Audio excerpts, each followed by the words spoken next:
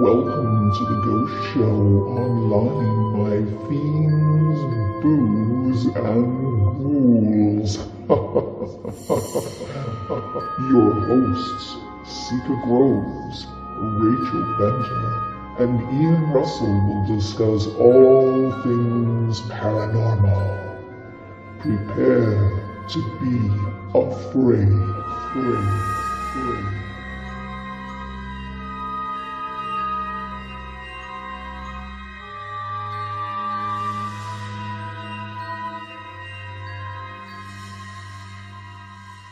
So today's show, this is what we're talking about. So we are talking about Spike Island and all of the cool things that Spike Island is.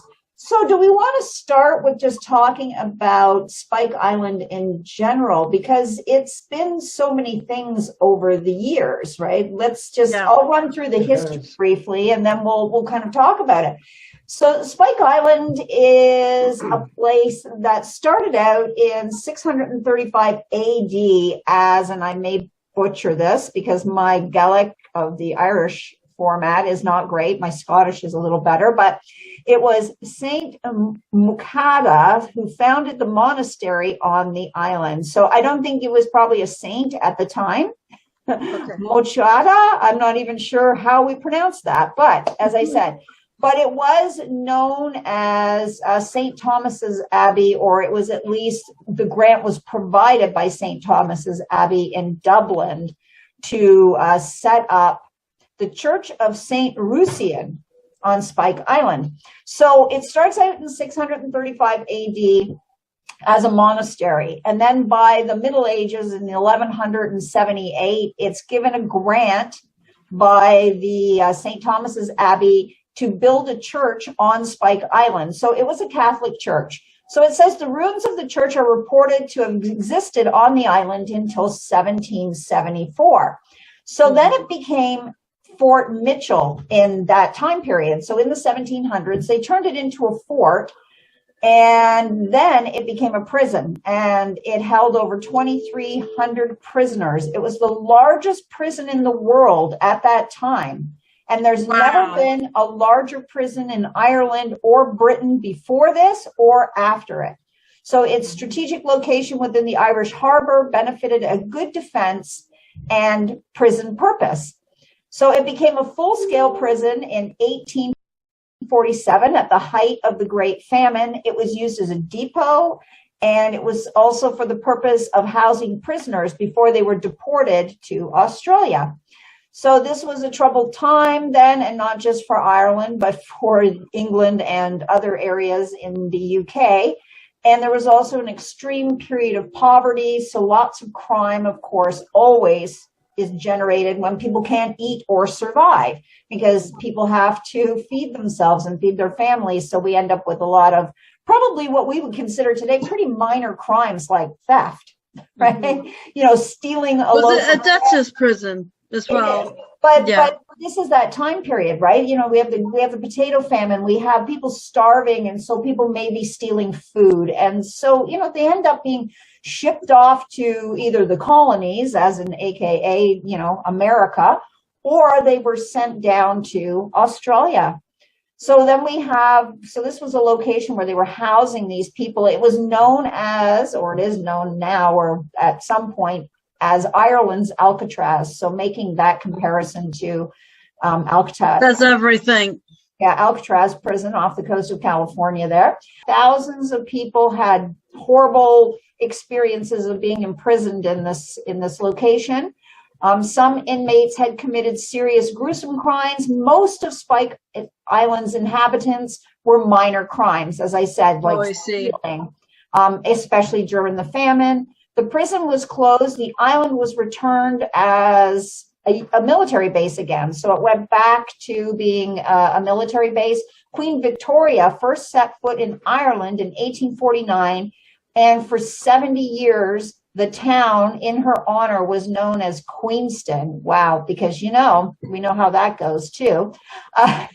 In 1916, the facility was again used as a prison, and with the capture of Odd's crew, it was designed and disguised as a German ship holding guns to be used in the Rising. They were held there prior to being transferred to England. And after the establishment of the Irish Free State, I can't even talk today, the Irish Free State, the Royal Navy returned control of the territory. It had it until 1938, and then it was handed back to Ireland, remaining as a military base and prison under Irish rule at that time. And it became one of the most, I guess it kind of gained more notoriety in 1985 when it was the location of the prison riots. So we have all of this history. The prison finally closes its doors in 2004. And today, that's not that long ago, huh? No, it's not really. I mean, that's what, 16 years ago. It's now a tourist destination, of course, and it's also known to be quite haunted. So let's talk about some of the ghosts that people talk about when they're there. Yes. There's a lot. Like like you said, a lot of the shows have gone there to do investigations, like overnight investigations. So Ian, is there anything that sort of jumps out at you when you were looking at this initially and thinking about the hauntings and, sort of what kind of leapt out at you? Well, I actually could not find any specific hauntings regarding the location, but to come back to the original question as to why it may be haunted or why it is haunted is, as we say, the whole prison system is right. Was just hell on earth for these men and women and children that were there. And I've actually got a little bit of writing here from CNN News. Oh, okay. And that's exactly what they called the article, was Hell on Earth. Wow. And just to kind of break into it here, it says by 1853, the number of prisoners on the island had risen to 2,500, making it possibly the biggest prison in the British Empire at the time, if not more, in terms of the number of prisoners. Up to 40 prisoners were sardined in each dormitory-style room that measured 40 feet by 18 feet. I read that. I was like, that's just crazy. Imagine all those people crammed into that one spot. Terrible. It's so inhumane, isn't it? So inhumane. And I think, as we tend to pick up on that. I think, with people who are sensitive to that type of energy.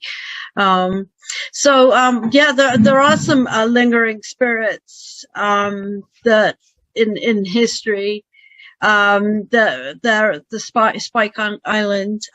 For example, I guess in 1980s, members of Ireland's Navy who were stationed on the island reported seeing dark figures standing over their bunks. And during a recent paranormal investigation, the inn's manager apparently said that there was a lot of tension in cells where violent prison riots took place in 1985.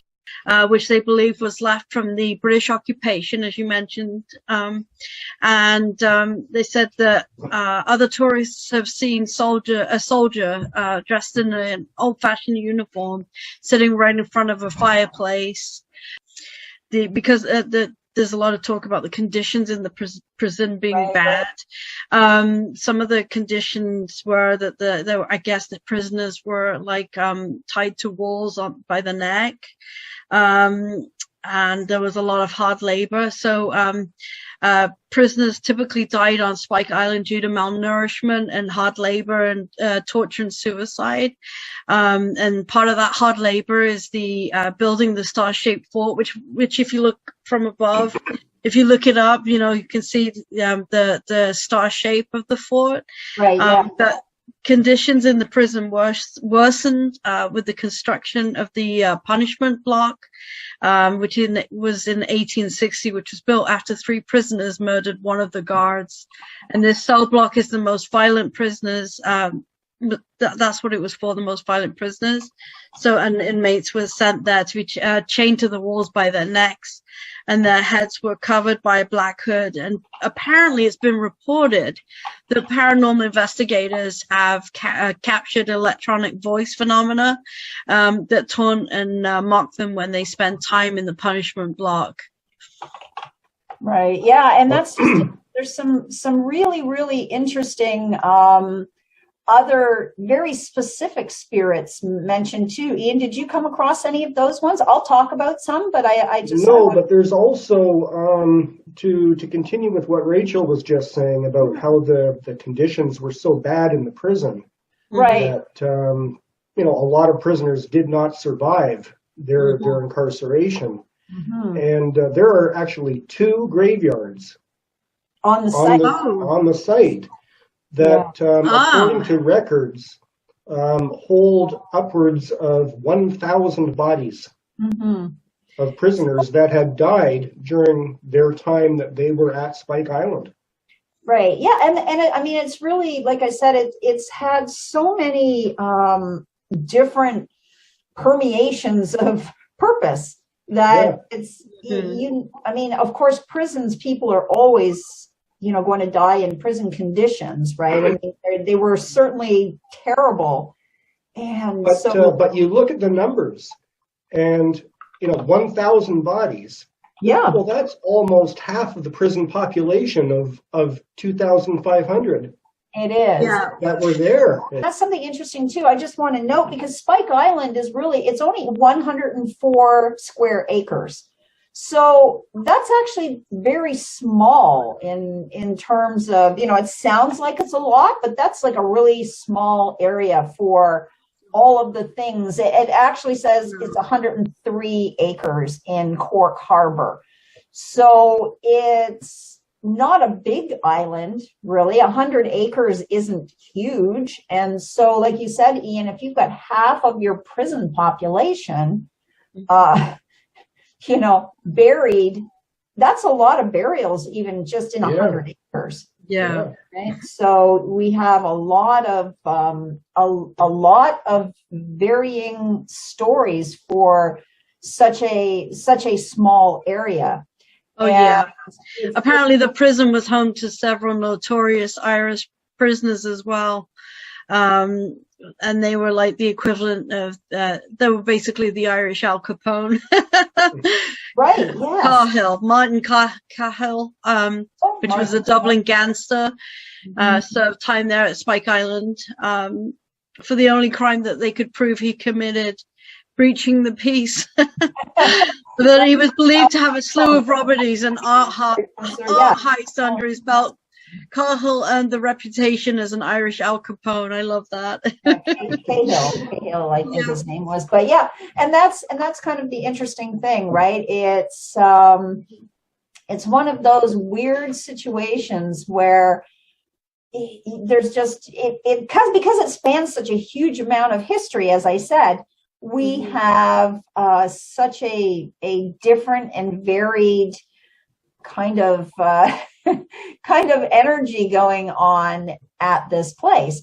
And so I find it very interesting in terms of, in terms of all of the different things that are going on and what is happening and what we could feel if we were there to visit. Right. So I'm going to see if I can, I'm going to see if I can change my background picture. So just bear with me. Feel free to talk about some more ghosts while if I can do that, because I want people to be able to see the background, like what Spike Island looks like. Right. So I think I found one. So while we're doing that, I do want to mention there's a number of other ghosts that were very particularly mentioned in terms of Spike Island. And one of them was actually one that would seem kind of unusual, but given the history. So there's 2 that I came across, well, 3 actually, but one is a female apparition, and they say she's, dressed in white. That seems to be, as we've talked about this before, labeling apparitions by colors, the brown The lady in white, black lady, the gray lady, the lady in black, the lady in red. Yes. So this one again is labeled as such. There's also apparently the spirit of John Mitchell, who was a prisoner at the jail, and he often will just sort of appear as a white mist. And then there's the one of the soldier, but this one apparently has two black holes where his eyes should be. So that would be an interesting one to come across. And another one is, the story's actually over 100 years old, so it's not even a modern story in terms of our time, but they say there's a little girl named Eileen who lived on the island with her family. Her father was part of the military there. And one day she saw, as she was walking across the island, a troubling sight looking at her over the wall. So it appeared to be a human, very tall and sort of grisly and slimy. She sort of explained it as being rather terrifying.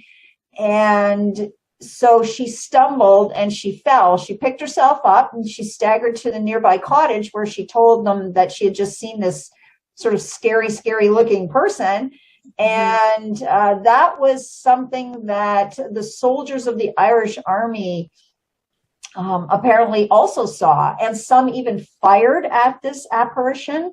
So then there's another story that is more, I wouldn't say spooky, I guess it's more heartwarming. Apparently there was another story of a person by the name of Nellie Organ who lived on Spike Island. And she was born in Waterford in 1903, but she moved to the island again as her father was a soldier there. So we're seeing a lot of families moving during the, Nellie apparently also died of something called, not tuberculosis, but Torellio-Carey syndrome, a disease that affected her jaw. Despite her severity of illness, she became quite religious over the years. She described visions and conversations with God. So a little bit Joan of Arc like in this moment. Right, because otherwise it would have been considered witchcraft, and we all know how Irish feel about that. Yeah, and then at age 5, she gained special permission to take her first communion shortly before her death. So she didn't even make it past, age 6. She died in 1908. She was buried in her communion dress at St. Joseph's Cemetery in Cork. She was then moved to Good Shepherd Cemetery, where she spent her last days at the request of nuns who were caring for her. On exhuming her body 1 year after her burial, the priest and 2 men present reported that she was found to be completely intact, unchanged in appearance, as if she'd been buried the day before. Even her jaw was unscathed, just the illness that she had.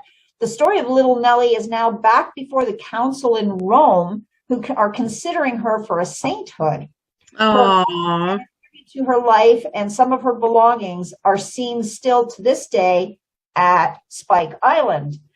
So I guess they've kept some of these things. So what a kind of strange and yet interesting story of a young girl who's, lived on the island, and obviously some of her artifacts are still there. And yet, now they're talking in Rome about making her a saint because of her profound ability to, speak to God, like Joan of Arc, right? So kind of an interesting story that's not, I wouldn't say haunted per se, but still, it's out there. Yeah, it's pretty out there. Indeed, it is deep. We'll be sainted when we're gone, Seika. I don't think I'm going to be getting any sainthoods. God. Probably not. And you know what? I'm okay with it, since honestly, I'm not a religious person. So it'd be pretty hard to saint me when I don't I don't follow any of those things. So let's see. So those are some interesting stories. I kind of find the one about the creature-ish, like tall, slimy human somewhat interesting. I mean, I wonder what that's all about. Was it a mermaid? Was it, I mean, it's you never know. No, I mean, You're yeah. going down the rabbit hole after all. All right, look at that. Woohoo! Successfully, There we are. backdrop. Oh, I like it. That's what I was on about the star shape. That was made on the backs of prisoners. There we go. So you can see that it's not particularly a large island, but I mean, the facility itself is pretty good size. But yeah, let me just move over here. But you can see that it really isn't a big spot. I mean, this probably comes around and out, but the fort is sort of right on the edge on one side. So it is an interesting location. That's for sure. And the picture that I had behind me before, this one here, that is inside one of the. That's one of the cells. Yeah, that's one of the cells. They do have quite big windows. Right. Okay. Yeah. Look at the window. The windows are there's two in a room, and they're at levels where you could actually look outside instead of being way back over top. But then again, here we are, and obviously we can see that some of this has been completely redone. Right. This must be, I'm going to guess, from when they had the newer part of the prison in the 1980s. Yeah. Right? Well, at the you're actually blocking it in the picture, but the building that's right at the bottom. See if I can move it away. Yeah, you can see that it's very old. It looks like the roof is actually missing its roof, and there's vegetation growing up through it. Okay. That so that's got to be one of the old original buildings. I would think that this outer wall, this whole part here, is of the original fort, and that's kind of the interesting thing. It's like I wonder where I don't believe there's any remnants left of the monastery at all, right? And or the church that was there in the Middle Ages, but maybe the foundations are still present. That's possible? I couldn't find anything to tell me that. That's why we need to go there to. We totally need a tour. I'm up for a tour. Yeah. You talk about foundations and stuff. Now that the prison is now a tourist destination, they're actually doing archaeology work on the site. And I was reading that they uncovered some old stone staircases that were not on the plans. Oh, wow. And they don't know, was it something to do with the prison? Does it date back to the actual monastery? Like you say, with a possible foundation. But they've got these stone stairways that were hidden. Everybody's going, we never knew they were there. That's awesome. I do suspect that it is probably of the old monastery, because I mean they used to have a lot of for keeping food and wine and ale and all of their provisions. They would have had some kind of underground storage, and I suspect the fort probably would have at some point as well had some storage locations that maybe they didn't know about. Well, I think the fort in its early years was partially a storage depot as well. Mm-hmm. Right. Okay. Yeah. And it's very interesting. That's what I say. Like it's got such a varied history at this location that the spirits and things would definitely be quite interesting to experience, I guess is the word I'm looking for. Yeah. I'd like to do a paranormal investigation there and see for myself. I like hearing all these accounts and experiences, but there's nothing better than going there yourself and finding out, Exactly. Like you're able to experience it for yourself, because it's, people can give stories and they can say a lot of things. And I'm good with those things too, but I also like to be able to pick it up for myself. So this one kind of brings together some of the stories that I was just telling about Nellie, whose name is really Ellen, but I guess her nickname was Nellie, the one that they want to now sanctify. but also to just a couple of the other things. Apparently, there has been the island's heritage team has uncovered several ghost reports, including soldiers firing at seemingly phantom intruders. Irish naval cadets that were stationed on the island in the 1980s reported strange occurrences disturbing their accommodation. Prison guards reported prisoners who used to complain of a black entity visiting their cells at night. So if you look behind me, I just dug to see what picture do I have again. This one. This is the black entity that is apparently visiting. Oh. Right? At first I thought it was a curtain, but then I was like, no, it's not a curtain because it's not near the window. It's actually more forward in the space. You can see the sink back here. Right? So we have this black entity. I have not been able to. And you can see it overlapping the sink as well.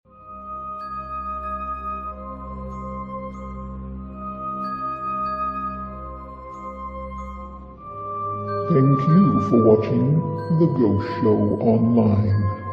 Join your hosts again next week as they discuss more tales of the supernatural, the paranormal, and all things spectacular. See you soon.